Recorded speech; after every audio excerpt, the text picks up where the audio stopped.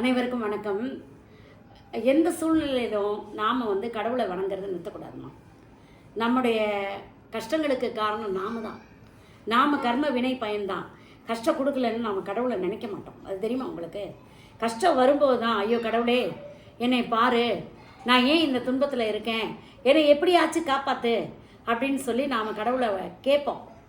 அந்த மாதிரி கடவுளை எந்த சூழ்நிலையிலும், கஷ்டமாக இருந்தாலும் நன்மையாக இருந்தாலும் தீமையாக இருந்தாலும், எந்த சூழ்நிலையிலும் இறை வழிபாடு குறைவில்லாமல் வச்சுக்கோங்க. நான் இயலாத காரியங்கள் இருக்குல்லம்மா, நிறைய பேருக்கு இருக்குது.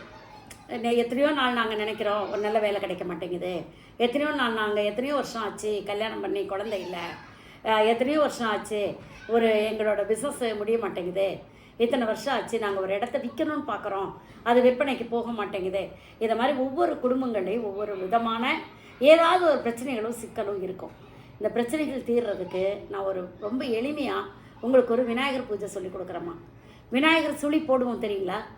ஊன்னு போடுவோம்ல விநாயகர் சுழி, அதுதான் விநாயகர் சுழி. ஒரு நல்ல ஒரு நோட்டு எடுத்துக்கோங்க, ஒரு அன்ரூல்டு நோட்டு. அதை எடுத்துக்கிட்டு விநாயகர் சுழியை 21 தடவை போடுங்க. 21 தடவை விநாயகர் சுழி போடணும். பிள்ளையார் சுழியை 21 தடவை போட்டுட்டு, அது 4 பக்கமும் நீங்கள் போட்ட பேஜோட 4 பக்கத்துலேயும் மஞ்சள் குங்குமம் நல்லா வைங்க. வச்சுட்டு ஒரு சின்ன விநாயகரை வச்சுக்கோங்க. விநாயகர் படத்தை வச்சுக்கிட்டா கூட பரவாயில்ல. விநாயகர் படத்தை வச்சு அவருக்கு ஒரு அருகம்புல் மாலை சாத்துங்க. அருகம்புல் மாலை சாத்தி பிரசாத பால் வைங்கம்மா. பால் வைங்க, அவல் வைங்க, அவருக்கு வாழைப்பழம் வைங்க, 2 கரும்பு துண்டு வைங்க. விநாயகரை வணங்குறதுக்கு ஒரு பெரிய பிரசாதம் பண்ணணும்னு அவசியமே கிடையாது. விநாயகர் எங்கே இருந்தாலும் அந்த தும்பிக்கை தூக்கிட்டு உங்ககிட்ட வந்துடுவார். அவருக்கு சிம்பிளாக ஏதாவது ஒரு பிரசாதம் வச்சுட்டு இந்த 21 முறை ஓம் கணபதியே போற்றின்னு சொல்லுங்கம்மா. உங்களோட கோரிக்கை எதுவோ அதை வச்சுக்கிட்டு சொல்லுங்கள். 21 வாரம் செய்யுங்கம்மா இந்த பூஜையை. 21 வாரம் தொடர்ச்சியாக இந்த பூஜையை நீங்கள் செஞ்சு பாருங்களேன். பூஜை செஞ்சு பாருங்கள். கட்டாயம் உங்களுக்கு நீங்கள் நினைக்கக்கூடிய காரியத்தை விநாயகர் நிறைவேற்றி வைப்பார். அவர் உங்ககிட்ட கனவுல தும்பிக்கையால் உங்களை ஆசீர்வாதம் பண்ணுவார். இது நான் என் சொந்த அனுபவத்தில் அனுபவித்த விஷயம். நான் வீடு கட்டும்போது குபேர மூலையில் நான் விநாயகர் கோயில் கட்டி இந்த வருஷம் நான் கும்பாபிஷேகம் பண்ண போகிறேம்மா.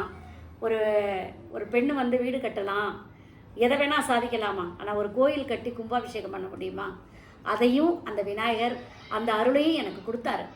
அந்த பெருமையிலையும் அந்த ஒரு ஆன்மீகத்திலையும் பக்தியிலையும் உங்ககிட்ட நான் எல்லாத்தையும் சொல்கிறேன். விநாயகர் பூஜை 21 வாரம் செய்யுங்கம்மா. செஞ்சுட்டு எனக்கு கமெண்ட்டில் சொல்லுங்கம்மா. நன்றிம்மா.